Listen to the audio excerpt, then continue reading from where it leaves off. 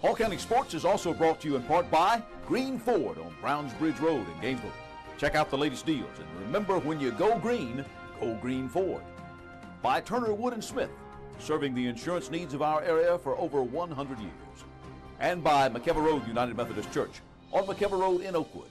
Loving Christ, loving people, and helping people love Christ.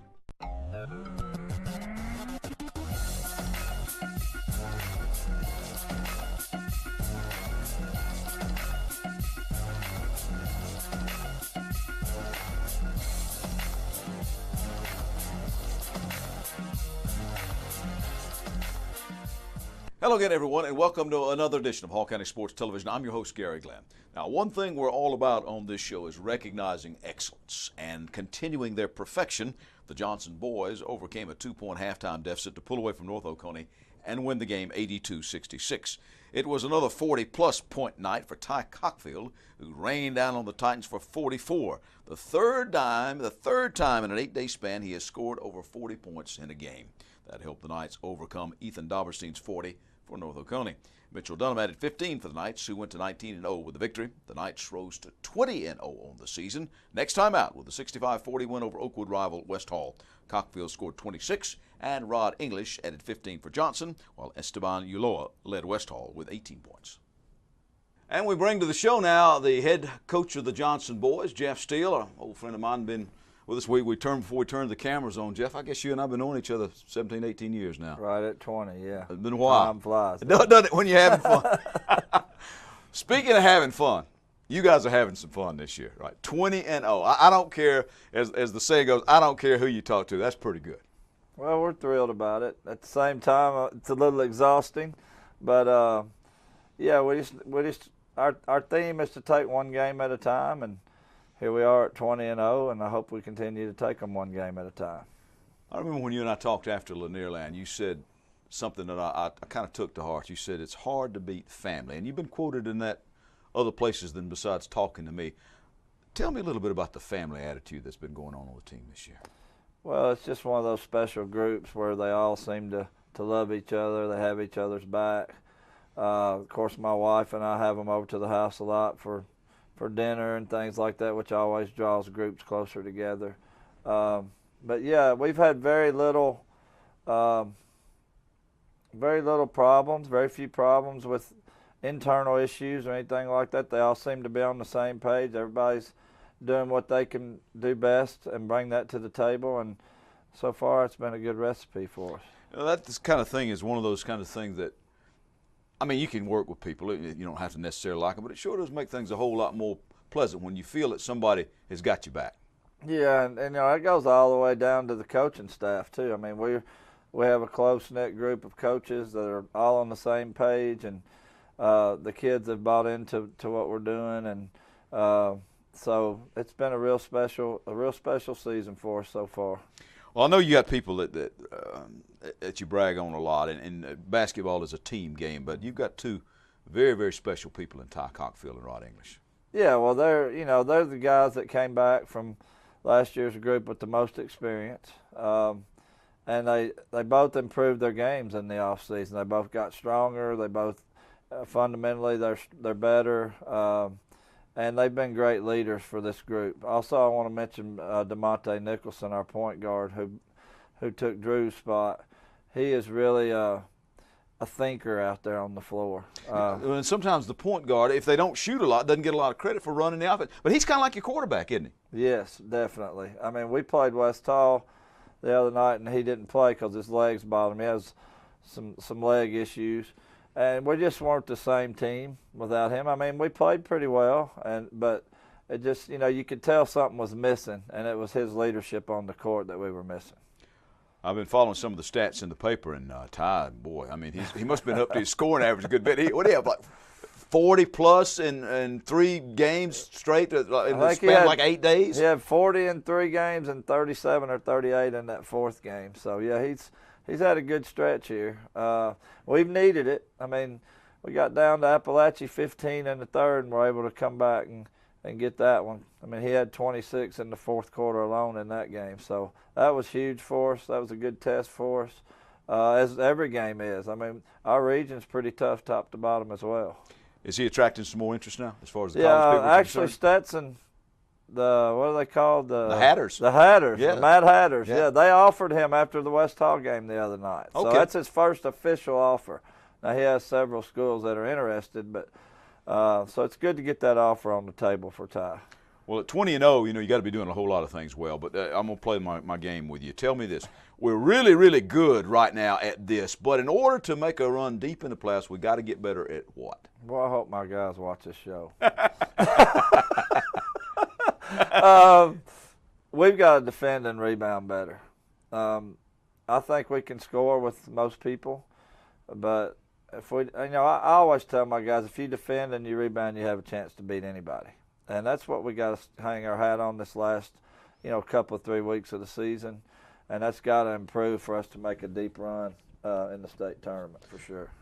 Boy, we're here, aren't we? Huh? I mean, you're just about down to, you're looking, maybe not exactly in the home stretch, but you're sort of rounding that far turn, aren't you? 2 weeks left in the regular season, and then we start the region tournament. So, yeah, it's right here. Who you think's going to be the challenge for you guys as you hit to the region tournament? I mean, you mentioned the whole region pretty good. Yeah, I mean, everybody, I don't overlook anybody. All our teams are tough. Of course, us and Buford are the 1-2 right now in the region, but I wouldn't discount anybody in our region. On any given night, I think, anybody can beat anybody. I really do. Who you got coming up this week? I think we got North Hall, and then what? North Hall. The weekend. North Hall and Chestatee. We're off Saturday, and then we finish up at Stevens and at Monroe area the following Tuesday, Friday. All right, Jeff. Thanks for coming in. Appreciate you, my old friend here, and good luck to the Knights the rest of the way. Thanks for having me. Now, back to the games. The West Hall girls had opened the night with a 55-40 win over the Lady Knights of Johnson. Macy Passmore and Avery Prather had 11 apiece for the Lady Spartans. Sarah Williams of Johnson led all scores with 22. The night before, the West Hall ladies had beaten Lumpkin County 59-30 as Prather led the way with 24 points and Anna McKendry helped out with 10. Now, in a tight game involving two very good basketball teams, the East Hall boys finally pulled away and closed out Banks County in a game which featured several lead changes and ties. 79-68 the final in favor of East Hall. Kevon Davenport led the way with 35 points, including his 1,000th career point, which came on a second quarter three-point shot, and that gave him 20 at the time. Again, he finished with 35. Tristan Cooper also hit in double figures with 21, including 4 three-pointers, and Jacqueline Hopkins finished with 10 for the Vikings, who went to 16-4 overall and a perfect 8-0 in region play. The East Hall girls that night lost 55-47, led by Carly Winters with 13, but the Lady Vikes bounced back with a 79-22 thumping of Johnson. Chelsea Dale scored 28, and Winters added 16. Elsewhere, Hunter Konashevsky's three-pointer at the buzzer gave the Flowery Branch boys a 57-56 road victory at Lanier. Taylor Bordaz led the Branch, scoring with 18. Falcon girls had opened the evening with a 63-38 win as Tania Worth led with 16 points. And then Julianne Sutton shot 90%, 9 of 10, and scored 19 points. And the Lady Falcons 69-31 win over Appalachia. Good season continues at the Branch for the girls over there. Also, in some other games, Hannah Grogan popped for 29 as Lakeview's girls beat Hebron Christian 70-55, and Lakeview then wound up sweeping Athens Academy. The Lady Lions remained unbeaten, 8-0 in Region 8 Single A with their 58-23 win. Grogan scored 19. The Lakeview boys also having a pretty good year, won 70-61. Tay Turner led with 20. The male Lions beginning this week at 13-8 overall, at 7-2 in Region 8A. And I went by the academy earlier this week to talk with the boys' head coach, Todd Cottrell. Pretty good year going for the Lions this year. Tell me about what's kind of done it for you. Really proud of this group. Nice young men, really trying hard, and they're playing together as a team really well. I like our attitude, I like our work ethic so far, and we're starting to make some plays. We're getting a little better.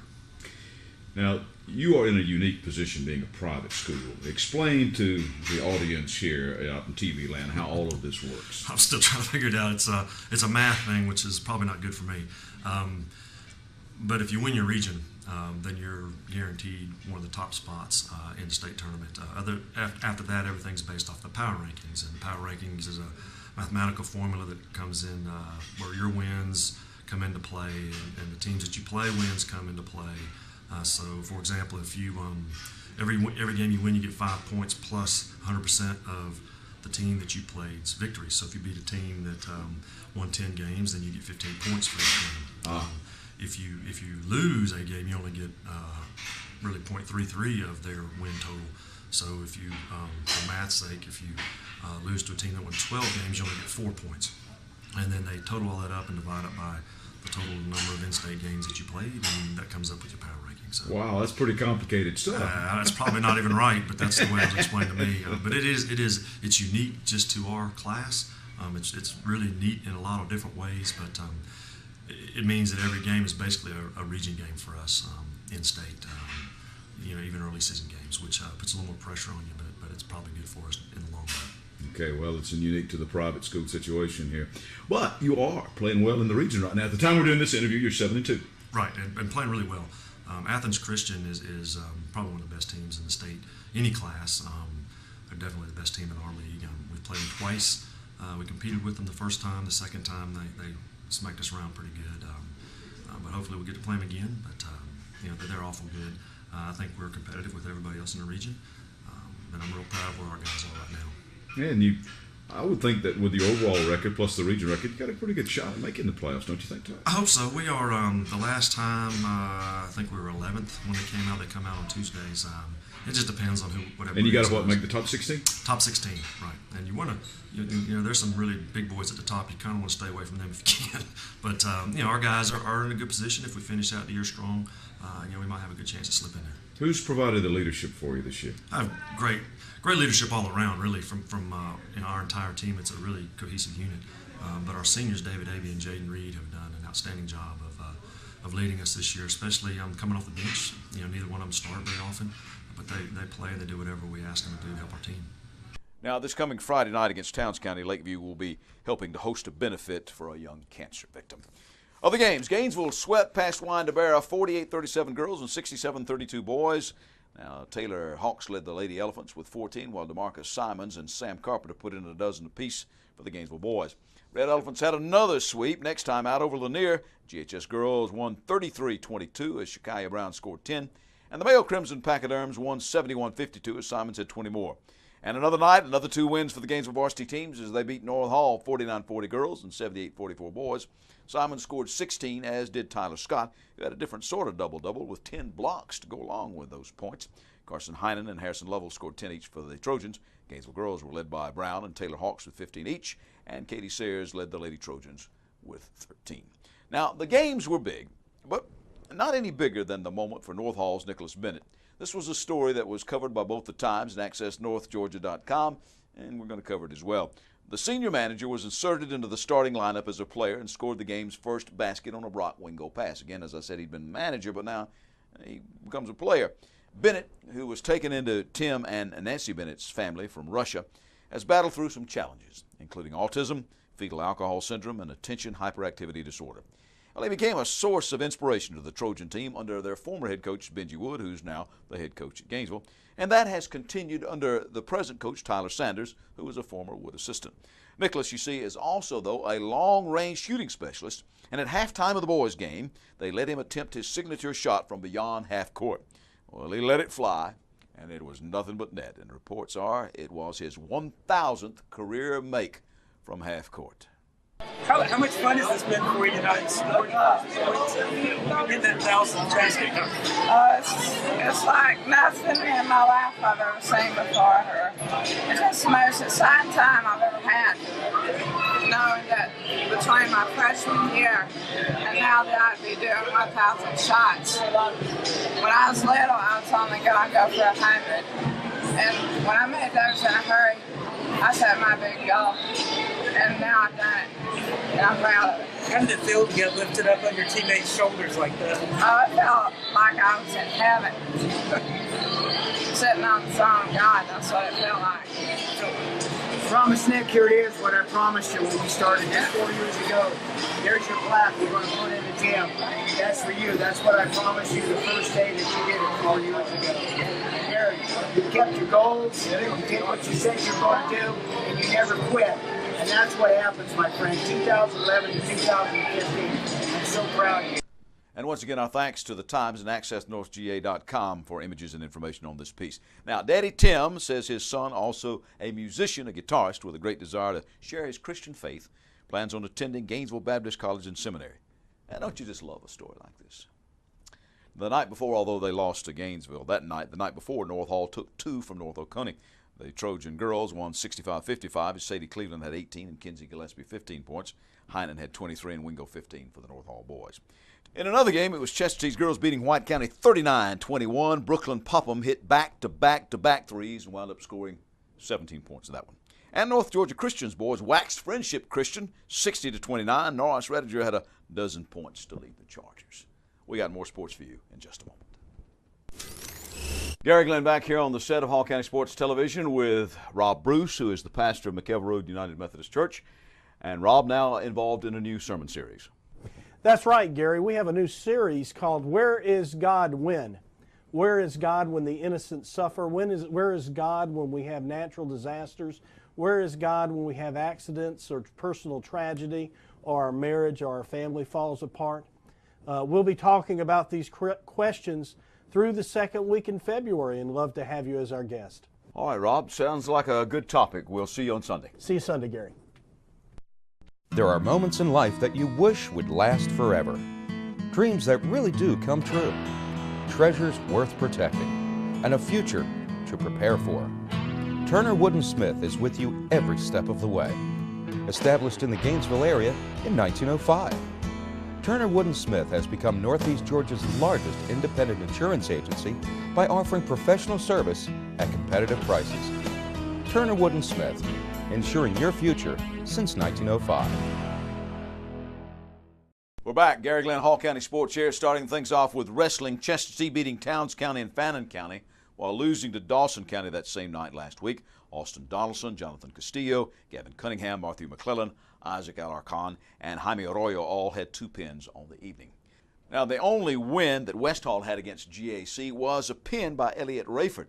Rayford, in fact, though, has lost only once since the Spartans started this present campaign, and that came in the finals of a tournament against a North Carolina wrestler. So, in effect, nobody from Georgia has beaten him this season. Rayford, by the way, also picked up another tournament championship at the recent Bulldog Brawl at Forsyth Central High School, where the West Hall varsity team placed second overall, Rayford winning the 160-pound class.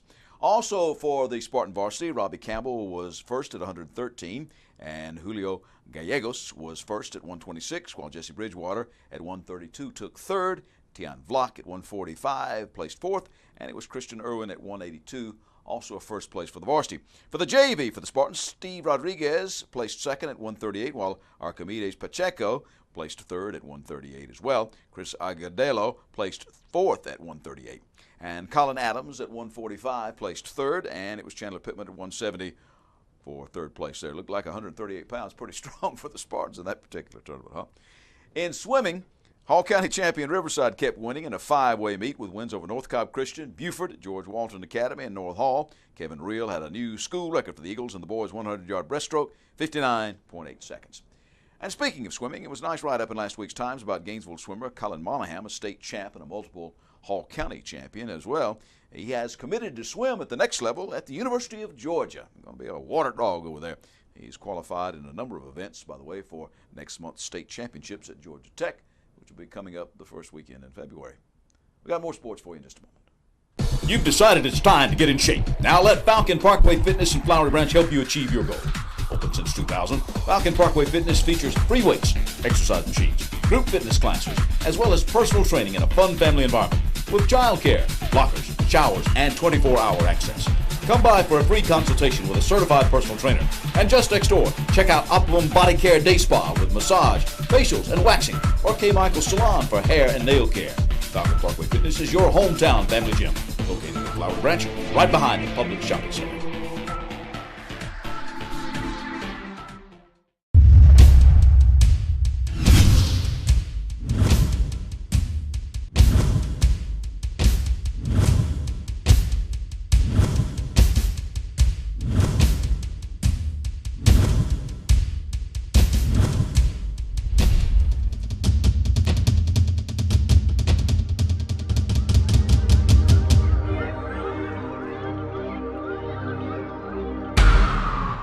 We're back. I'm Gary Glenn. This is Hall County Sports.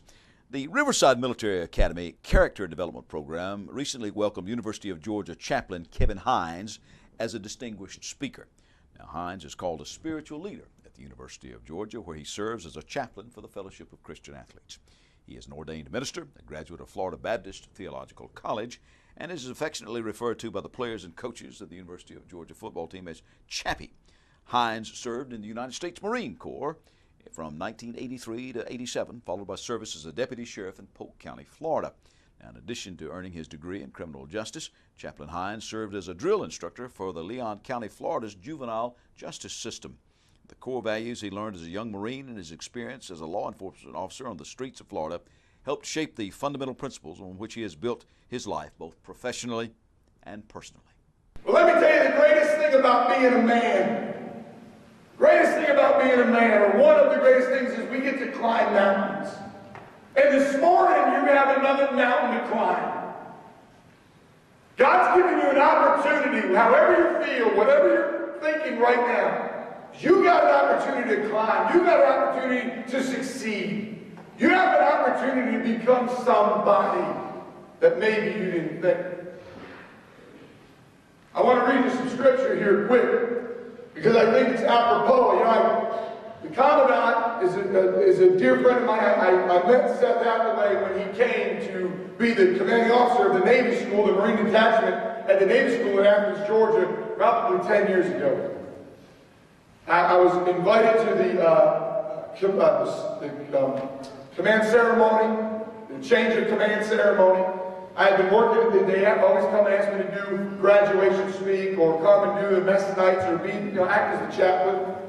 And so I remember meeting this young lieutenant colonel, and I just fell in love with the guy. And so when he called me to ask me to come speak, I've been here before, and I've been here in the old days. I've been here with Colonel Benson, and whom I admire and respect, motivated man, warrior for Christ. I love the man. So when Seth asked me, I started thinking, what am I going to say to these boys? What am I going to say? Lord, give me something to say. So yesterday I called him. I said, I think I have something. Would this be okay? Because I don't want to offend anybody. I don't mind if the word offends, but I don't want to offend. So this morning I want to read you just a quick passage out of Thessalonians. Paul is writing to those in Thessalonica, and he says these words. And we urge you, brethren, to recognize those who labor among you, and who are over you in the Lord, and admonish you, and to esteem them very highly in love for their work's sake. Be at peace among yourselves. Now we exhort you, brethren, warn those who are unruly, comfort the faint-hearted, uphold the weak, be patient with all. See that no one renders evil for evil to anyone, but always pursue what is good, both for yourselves and for all. And he says these three words, these three things. Rejoice always, pray without ceasing, and in everything give thanks, for this is the will of God in Christ Jesus for your life. When I read that, I thought, wow, that is so apropos for what we're dealing with. To recognize those who labor among you. Coach Rick tells the team all the time, I love you, I pray you will love me. And when we deal with our children, our own children, you know how you can show me, I tell Elijah and Noel, I'm not a manipulative dad. I'm a pretty straightforward dude, man. I love my children, hug them, kiss them. If they score 20 points in basketball, they don't score any, it don't matter. I never coach my children. They get in the car, and this is the only thing I say to them. I say, Noel, I love to watch you play. Last night, my son Elijah, he's really not that good, but he's a high scorer. I don't know what he was doing. He was just throwing junk up and was going in, man, his high score. Everyone's like, oh, and I'm sitting there going, he's 14. He's not going to Georgia to play basketball that I know of. He's not going to the NBA. He's a 14-year-old kid that was like, dude, your son this, your son that. And I look at him, I said, I'm not trying to be humble, but I'm grateful. I love his effort. I don't care how much he scores. I don't care what you do in this world.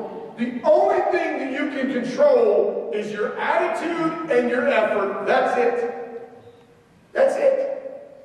But I tell my children, you know how you can tell me you love me? You can tell me I love you, Dad, I love you, Dad, I love you, Dad. You know how you can really tangibly show me you love me? By obeying me. By obeying me. There are teachers here. And I'm telling you, if you're at the University of Georgia and you're on the football team and you're late to class, you're going to run. If you're late to tutoring, you're going to run. Stadiums, to your puku, to your, oh, I can't stand that. Thank you, Jesus, help me. If you're disrespectful, you're going to get in trouble. Sunday night, the head football coach says, talking to everybody, listen, you're going to make mistakes, we understand that. This staff, these teachers, we know you're going to make mistakes, but if you're disrespectful, there's absolutely no room for that. So it says, esteem those that are over you. Hey, listen, I'm not here to sell Riverside Military Academy, though I love it, though I love coming here. I go into public schools and speak all the time. It's chaos. It's awful. And again, I don't want to be pious and holy, but I'm not sending my son into that or my daughter into that. I'm just not doing it. I'm not going to send them in that public, then it won't even, I'm not doing it. We homeschooled for years and now we send them to a Christian school. But I look at you guys and I think, man, some of you don't want to be here. Some of you love being here. It goes across the gamut, but one thing you can all have in common is you can respect those in authority. You can respect those in authority. And Paul is telling those in Thessalonica, those that are over you, exhort them, obey them, respect them. Because here's the reality. Jason Lester, they just introduced him, he's my boss. And he doesn't like to say it because we're more co-laborers in Christ, but I'm accountable to Jason Lester. We're all accountable to someone. The head football coach at the University of Georgia is accountable to the athletic director, who is accountable to the president, who's accountable to the board of regents, who's accountable. We're all accountable, fellas. We're all accountable. And that's good. That's good. Our society is getting lawless. We know that. We can sit here and gripe and complain about America and all this. We see the lawlessness out there. And let me tell you something. There's nothing out there, I promise you, but broken hearts and broken lives and broken dreams. There's brokenness everywhere. Every Sunday when I'm preaching these beautiful, I call my silver saints, they're in their 70s and 80s and 90s. And I ask them, how many of y'all really thought that your life would turn out this way? How many of you really thought your life would turn out in Riverside Military Academy? Hey, it's okay. It really is okay. Why? Because listen to what it says. Listen to what it says.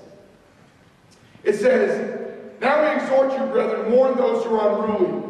Comfort the faint-hearted. Uphold the weak. Be patient with all. That's so clear to what I want to say this morning. When that young man stood up and he stuttered and everyone laughed at him and my eyeballs went to sweat and Coach Rick jacked a knot in their neck, I thought, that's it right there. There's going to be some of you in here that struggle. You got to help each other. I love Jason Lester as my boss, right? I'm telling you, we're just chatting. I was messing with him. Take your hands out of your pockets. Dude, he wasn't in the Marine Corps. He doesn't really understand the lingo. He doesn't understand, but I do, right? And one thing I love about the United States Marine Corps, one thing I love about Riverside Military Academy is the accountability, is the esprit de corps, is the workmanship. The one thing I love about Georgia football is blacks and whites, Muslim, Jew, whatever, come together as a team, as a unit to go out there for one thing, and that is to defeat the team that's on the other side. It's awesome. But there's guys that come to Georgia that they're a big fish in a little pond because they went to East Hall, they went to South Bangladesh High School, whatever, and they were the stars of the team, and then they come to Georgia and they're really not. UGA chaplain Kevin Hines. And that's our show for this time out. Join us next week right here for more Hall County Sports. I'm Gary Glenn. Hall County Sports is also brought to you in part by Green Ford on Browns Bridge Road in Gainesville. Check out the latest deals, and remember, when you go Green Ford. By Turner Wood & Smith, serving the insurance needs of our area for over 100 years. And by McKever Road United Methodist Church on McKever Road in Oakwood. Loving Christ, loving people, and helping people love Christ.